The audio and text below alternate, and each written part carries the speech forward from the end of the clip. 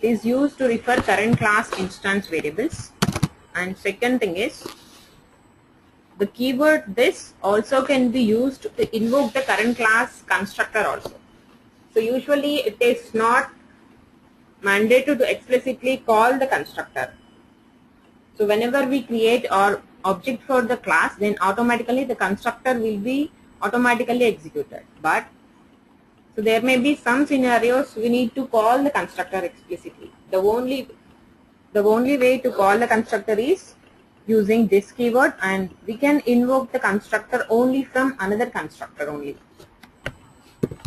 So if you want to invoke the constructor, we need to use like this. Can be used to invoke current class constructor.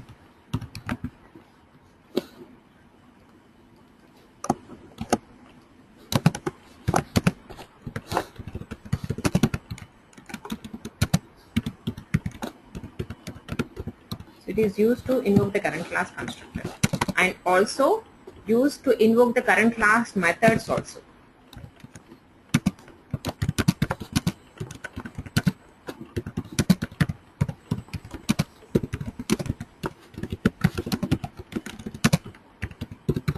So it can also be used to invoke the current class methods also, and this can be passed as an argument in the method call also.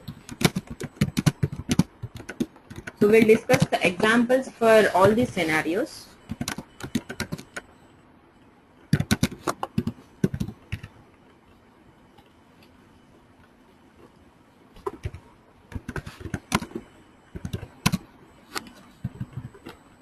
So it can be passed as an argument in the method call also.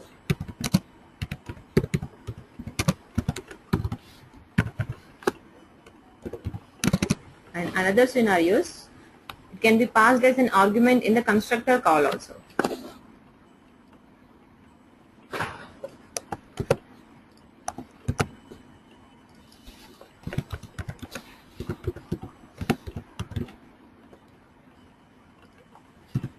So it can be passed as an argument in the constructor call also. And it can also be used to return current class instance.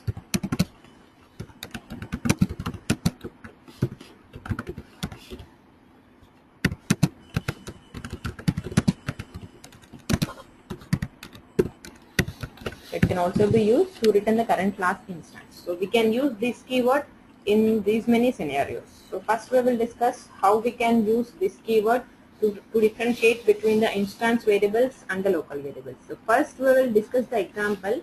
So what will happen if we do not use this keyword to differentiate between instance variables and the local variables?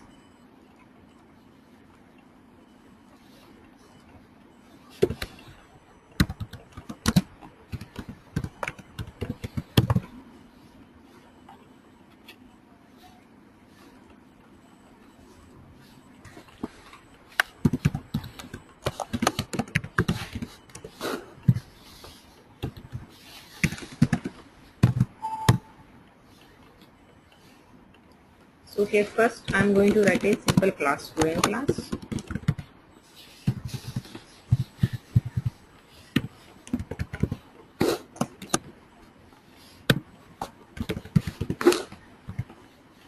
So in this student class I am going to take two data members, ID and name.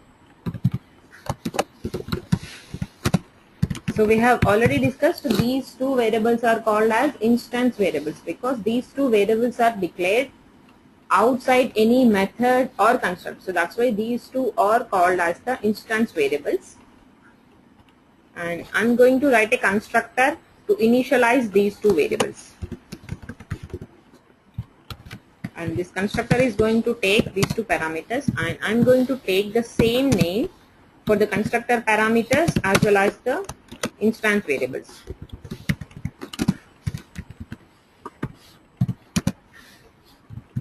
So here, whatever the values that I have passed while creating the object, so those values will be saved inside this ID and name. And I'm going to save the values that have been stored in this ID and name. I'm going to save those values in the instance variables. So for this, I'm simply assigning the data like this. ID is equal to ID. and name is equal to name. So simply I'm assigning the values like this. And here I'll write a simple method. And in this method I'm going to print the data.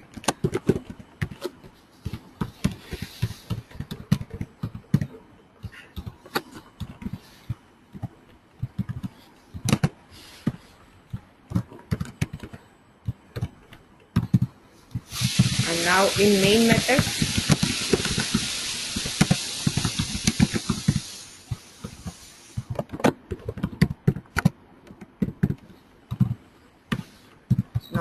method, I'm going to create object for this class.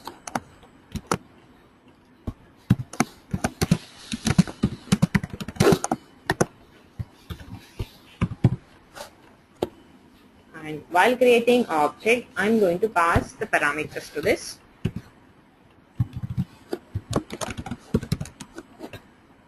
And now I'm going to print the value. So for that, I'm going to call display method.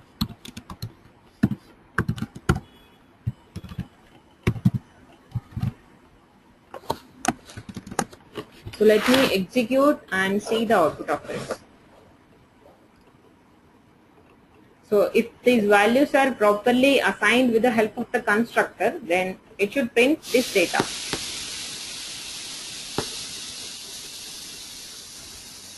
So if the constructor values are properly assigned, it should print these two values. So now let me execute this and check the output.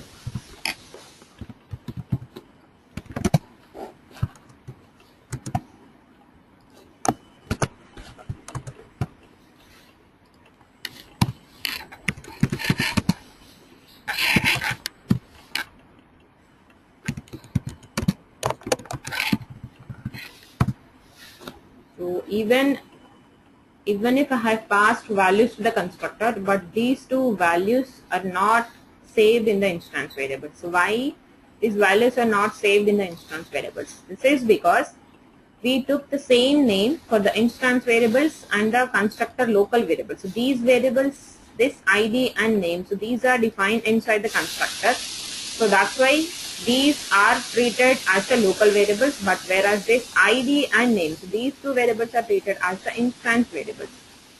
So now whatever the values that we have passed to the constructor while creating object for the constructor, so these two variables are saved in this ID and name. So here we are trying to assign these values to this instance variables ID and name, but we are not able to properly save the values. Just give me 2 minutes.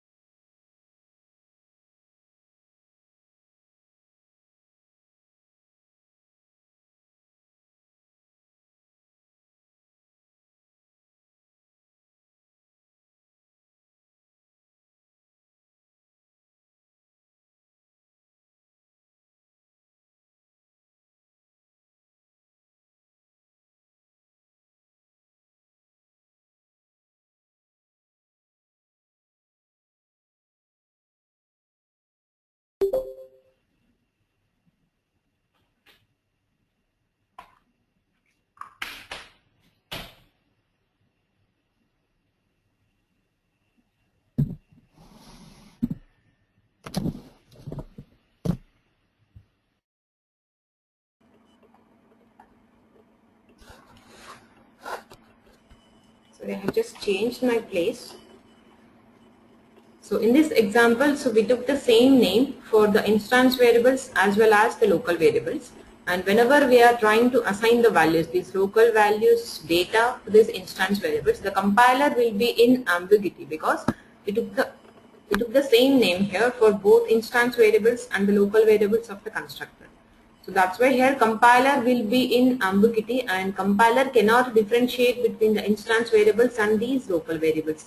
So compiler cannot clearly differentiate here which one is the instance variables and which one is the local variables. So that's why we are getting the default values 0 and null. So whatever the values that I have passed, so those values are not saved in the instance variables, but these data will be saved inside the constructor. But so these variables are not saved inside the in this instance variables. So suppose to differentiate the output, I'm writing here a simple console statement. So this is the output from method, and if I try to print all these values in the constructor, so we will be able to access the data. So if I print the values in the constructor, then we can access the data. That means these local variables are initialized with these values, but these local variables are not saved in these instance variables. Now if we execute this example and see, so we can get 10 and the name from the constructor, but there will be still default values from the method. Default values 0 and null from the method output. Now let me show you this.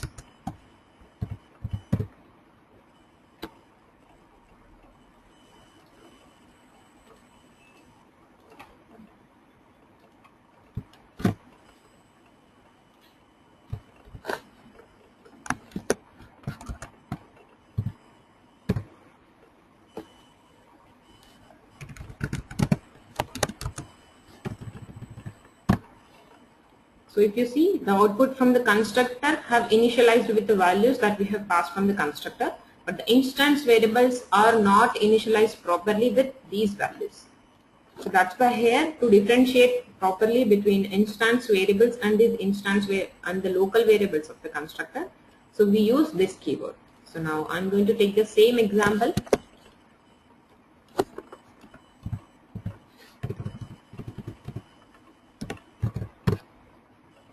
So now I'm going to use this keyword to differentiate the output.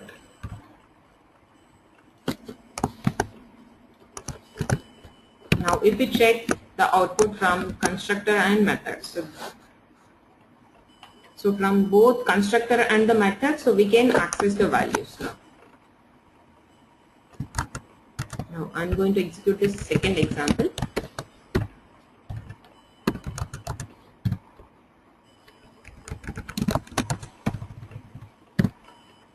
So now the instance variables are also initialized with the proper values that we have passed to the constructor.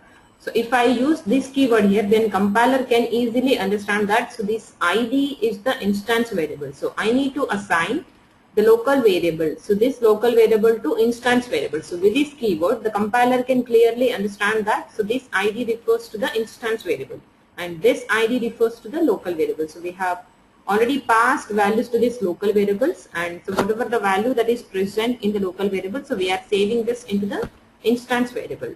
So without using this keyword, we will not be able to save the data properly in the instance variable.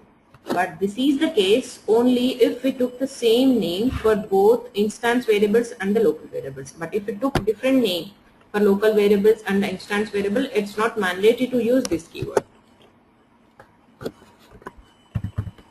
I'm going to take here another example, and in this example I'm going to take different names for local variables and this instance variable. So I'm going to take the same name for the instance variables, but I'm going to take different name, ID underscore local and name underscore local.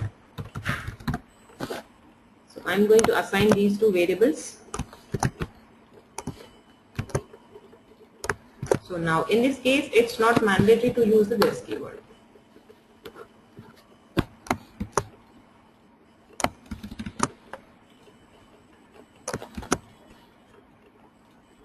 So here I took different name for instance variables and the local variables. So here now compiler can clearly understand that this id underscore local. So this is the variable we have defined inside the constructor. So I need to assign the data that is present in the id underscore local to id.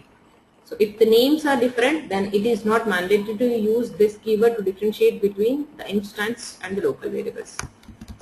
Let me execute and show you the output of this.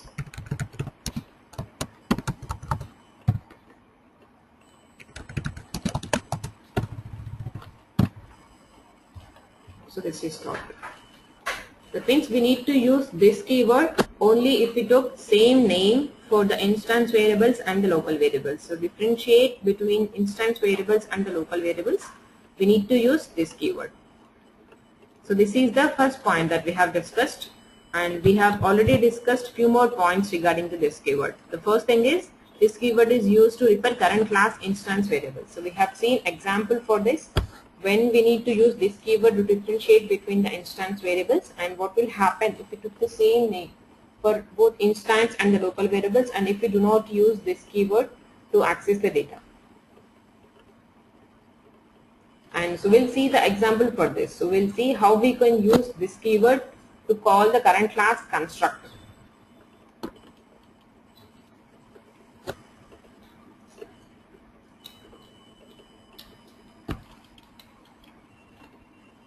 So now we'll see the example for this second point, how this keyword is used to invoke the current class constructor.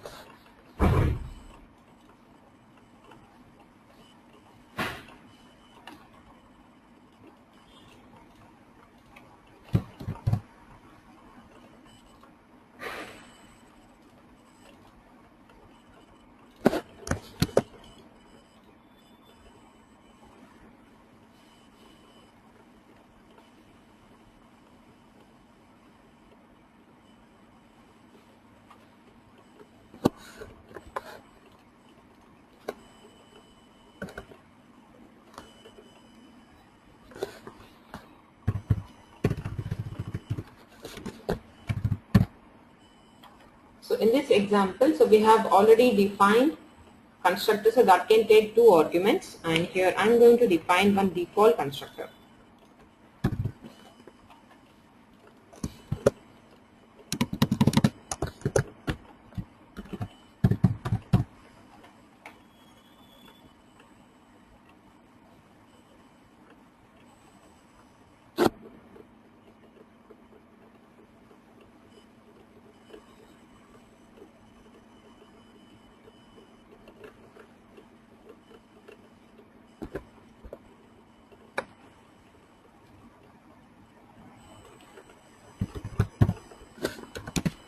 So this is the two argument constructor.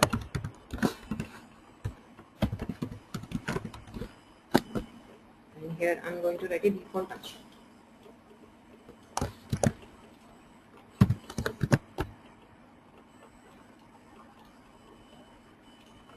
This is the no argument constructor.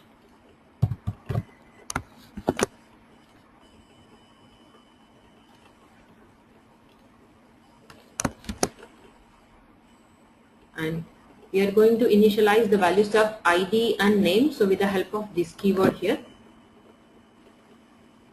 And we have written a display method to display the content of ID and name. And in the main method, simply I have created object for this class and I have passed the parameters, and here I'm invoking this display method. So now I want to invoke this constructor from this constructor, from the two argumented. So let me take another constructor.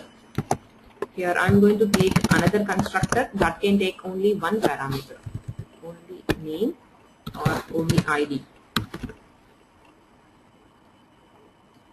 So this is the one argument constructor.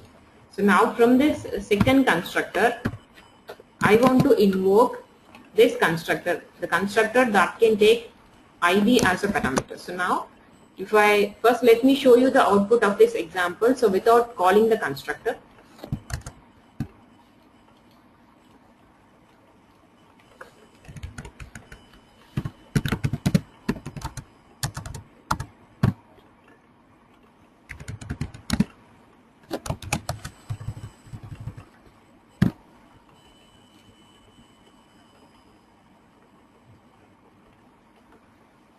So here we have passed, while creating object for the class, we have passed two parameters. So that's why here this constructor is executing, two argument constructor is executing automatically, and we are invoking display method. So we will be able to see this output on console. So now what I want to do is, while executing the second constructor, I would like to invoke the constructor that can take this parameter.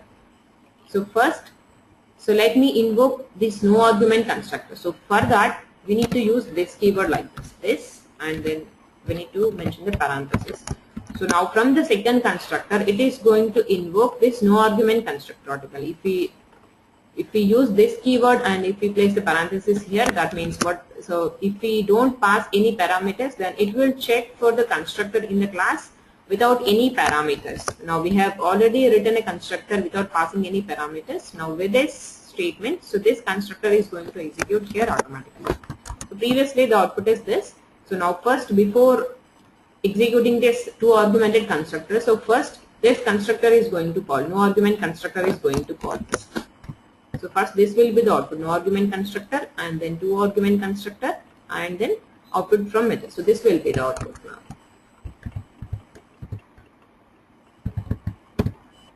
First no argument constructor, and then two argument constructor, and then output from method. And first, suppose if you want to invoke the augmented constructor. So now I'm going to place this here, and from the two augmented constructor, I would like to invoke this constructor, and here I'm passing the parameter 10. So whenever we write the statement like this, and I have passed the parameter 10, then the constructor is going to check. So in this case, the compiler is going to check for the constructor, so that can take int as a parameter. So we have already written a constructor that can take int as a parameter. So now here this constructor is going to execute. So first it is going to invoke this constructor, and now from this constructor, so we are trying to invoke this constructor. So automatically, so like this, we can invoke the constructor, and while invoking the constructor, so we can pass the parameters to invoke the augmented constructors also. So in this way, we can invoke the current class constructors explicitly. So first no argumented constructor, and then one argument constructor, two argument constructor, and then output from method. And one more important thing that we need to remember while calling the constructor. Suppose if I place the statement after this SOP statement, that will give you compile time error. That means call to constructor must be the first statement in the constructor. So whenever we are trying to call a constructor, that should be the first statement inside the constructor. So we shouldn't write a statement to call the constructor after any other statement. If you are trying to call a constructor, so that should be the first statement in the constructors. So this is the important point that you need to remember. And here also, if I place the statement just after this, so this will also give you compile time error. That means call to constructor must be the first statement in the constructor. So it is also giving you compile time error. So that is one of the important points that we need to remember. It means call to constructor must be the first statement in the constructor. So now it will work. So this is the example to invoke the current class constructor. So is these examples are clear to you? So are you able to understand all these 4 examples? How we can use this keyword to differentiate instance variables and the constructor variables, and how we can call the constructor from another constructor using this keyword. So if you have any questions in these concepts, you can ask me now. So do you have any questions in this? I'm good. And we will see how we can call method and how to use this keyword to call the method.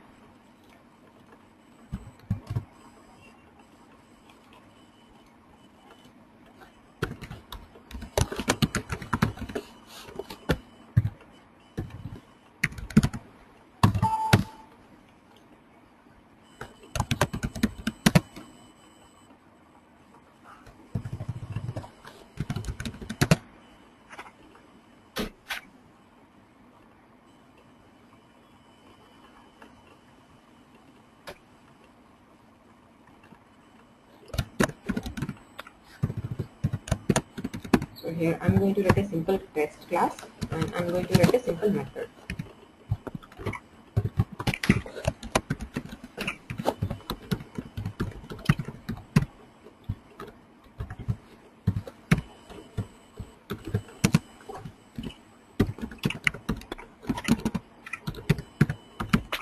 So now here M method is invoked. And now I would like to write another method here. So now from this method N, I would like to invoke this method M. So for this, I'm simply making use of this keyword.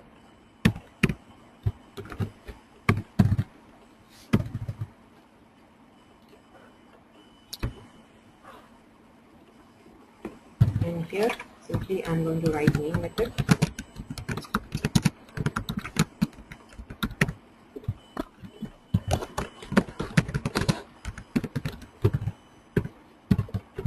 So here simply I'm going to create object for this class.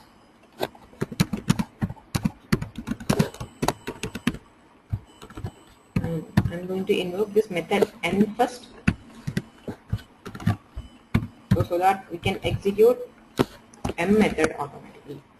So here what I'm doing is I have written a simple method M and I have written a simple console statement in this method M. And now from method N, I would like to invoke this method M. So automatically, so for this, it's not mandatory to create object for the class. Instead of creating object for the class, simply here I can use this keyword to invoke this method M. And in the main method, simply I have created object for this class, and here now I'm trying to invoke this N method. So this will invoke the method M automatically and this will be the output. So in this way, we can use this keyword to invoke the current class method also.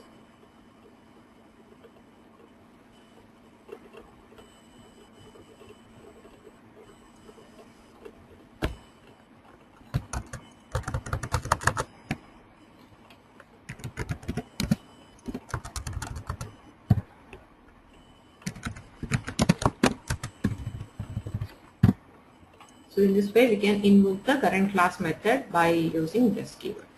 And this is the example for to invoke the current class method with the help of this keyword. And as we have already discussed, this keyword can be passed as an argument in the method call. So we'll see the example for that.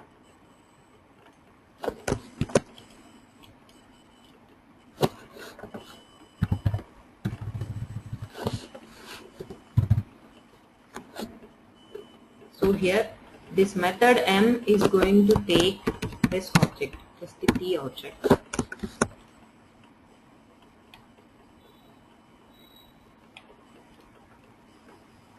So here simply to invoke this method, so we can simply call it like this.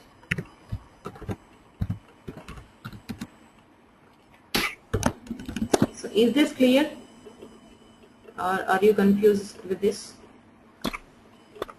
I have changed only 2 lines from the previous example.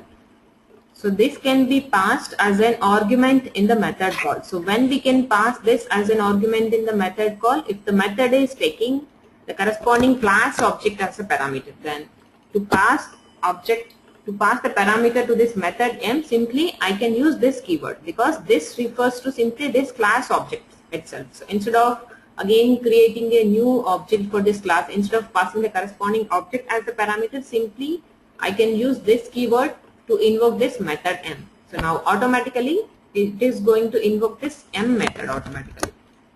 So now let me delete the class file. It has already been deleted. So now let me execute this example again.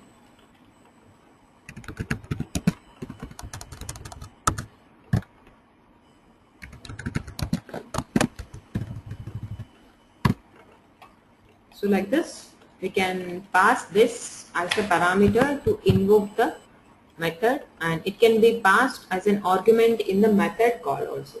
And we have already discussed another scenario, so this can be passed as an argument in the constructor also. So this is a somehow tricky example. So first let me show you another example. So as we have already discussed, this can be used to return the current class instance. So now we'll see the example for this.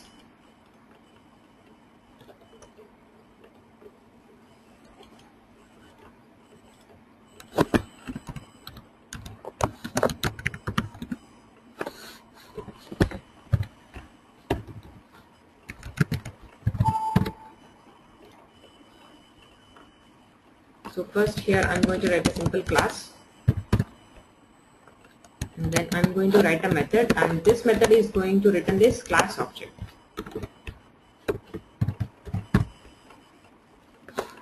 Now here I'm simply writing this.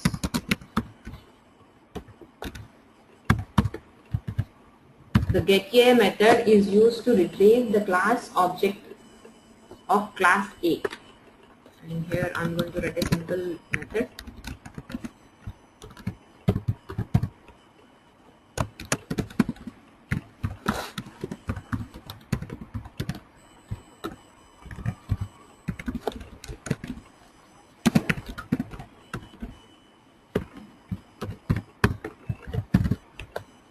So this is the simple class, and here I'm going to take another class, test class. So first I'm writing main method in this.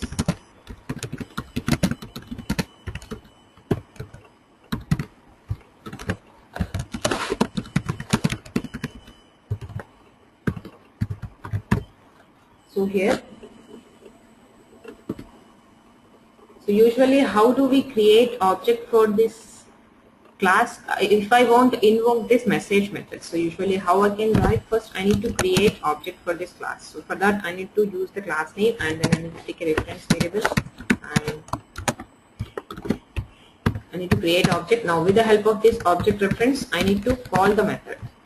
So these 2 lines of code I need to write, but instead of this, simply I'm writing it like this. So what we need to invoke this message method, so what we need is, we need to get the class object. So for that we have already written one method, getA method. So simply I can invoke it like this.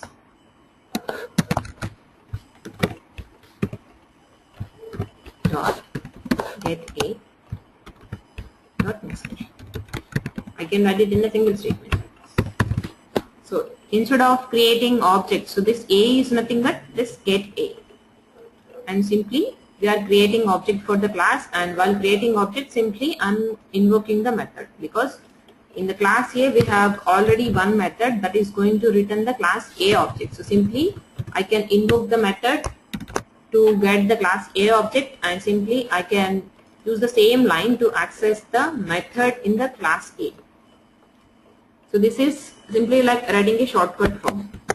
So this is the case only if this method is present in this class. If this method is not present, then we should write it in 2 lines. Otherwise, if this method is not present, then we won't be able to write this in a single line. So this getA is going to return this class A objects. Now simply with the help of this class A object, simply I can invoke this message method. So in this way we can use this keyword to return the current class instance.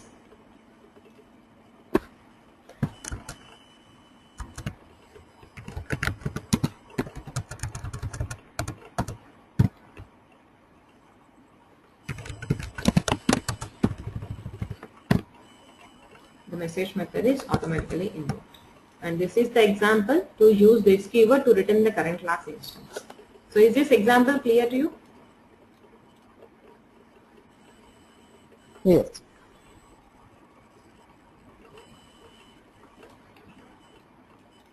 So now we have discussed another scenario, how we can pass this keyword as the parameter in the constructor call. So we'll see how we can do that.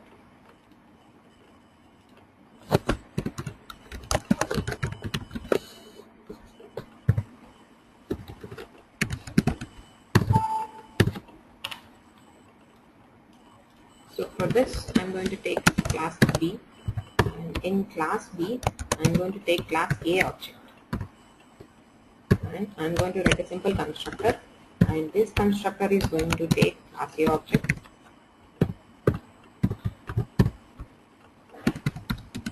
and simply I'm going to initialize this object.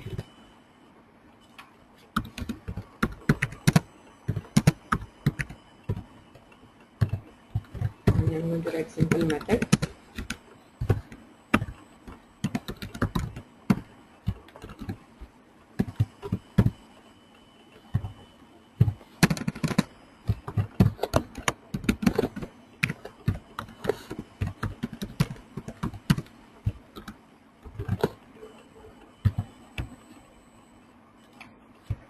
from class B, I want to access data members of class A. So for that, I'm doing like this. First, let me complete this class A.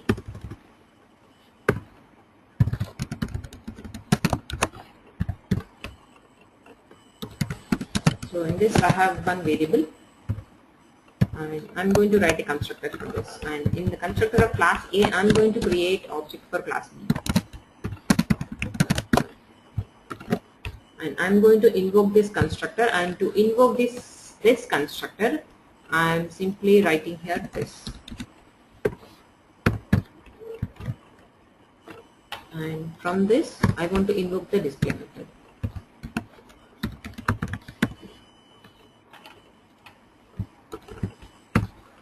Now simply I'm going to write main method.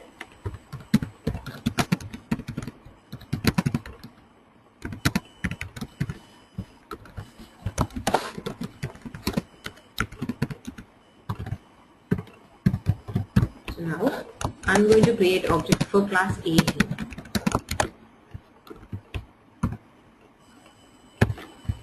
That's it.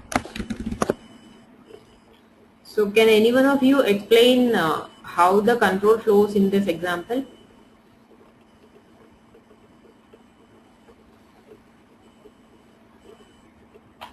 And here what I'm going to do is simply I'm printing this object.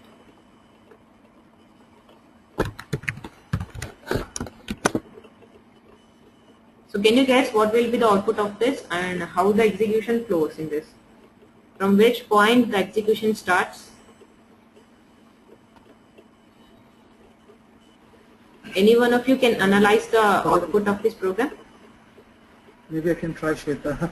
Yeah.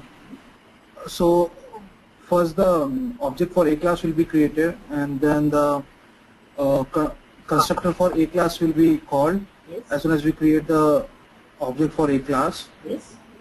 And then as soon as it reaches the constructor, it will initialize the object for B class. Yes. And as soon as it will call the create object for B class, for B class we are passing value like complete value of object A.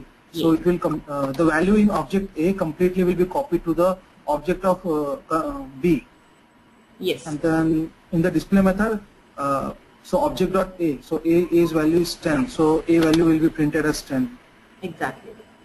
So basically here in this, we are copying the whole object from one class to another class. Yes. Okay. Exactly good. And so is everyone so is this clear for everyone? I'm still trying to wrap my head around it. Okay. First let's take complicated than the ones before. So first, to analyze this program, first you should start from the main method, because every program execution will start from main method. So the program execution starts from main method, and in main method what we are doing, we are creating object for A class. So whenever we create object for A class, it is going to check for the constructor with no parameters. While creating object for A class, we haven't passed any parameters here. That means the compiler will check in A class for the no argument constructors. So do we define any constructor without any parameters in A class? Yes. So now it is going to invoke this constructor. And what we are doing in this constructor? We are creating object for B class. Right. And we are also passing one parameter to the B class constructor. That is this. So we are passing parameter this means what we are sending from this? We are sending A class object, right? Okay. This simply refers to this class object. The keyword this simply refers to this class object. That means simply we are sending this A. So we have already discussed in the very first example, this A and this. So these two are equal, right? So that means we are passing this lowercase letter A object to the B class. Right? Okay. So now after this call, it is going to invoke the B class constructor. So here it will invoke B class constructor. Right? Mhm. So here it will invoke the B class constructor. That means So when we are passing A, so A is 10. So we are basically passing the value 10 over there. no, you are confused. No. Let me take a different name here. Let me take here A1. Okay.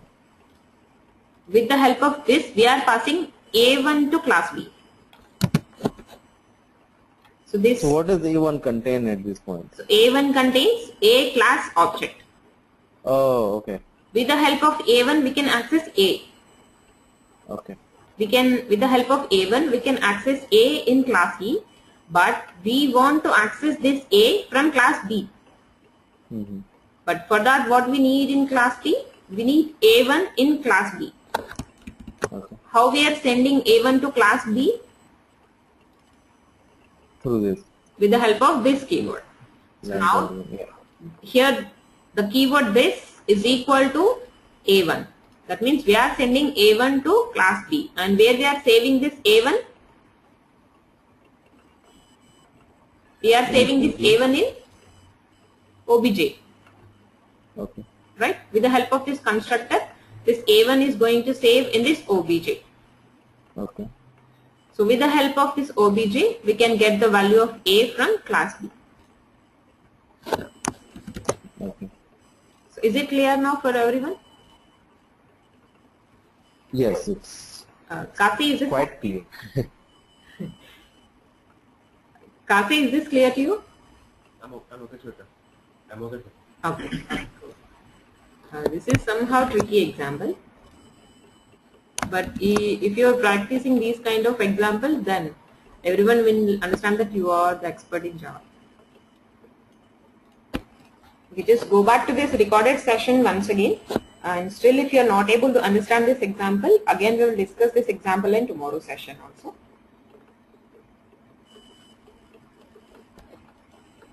So with this, this keyword is completed, and in tomorrow's session, so we will complete string buffer and string builder, and then we will start with the other keywords. And after this, we need to discuss about super keyword, and we need to discuss about final keyword, we need to discuss about static keyword.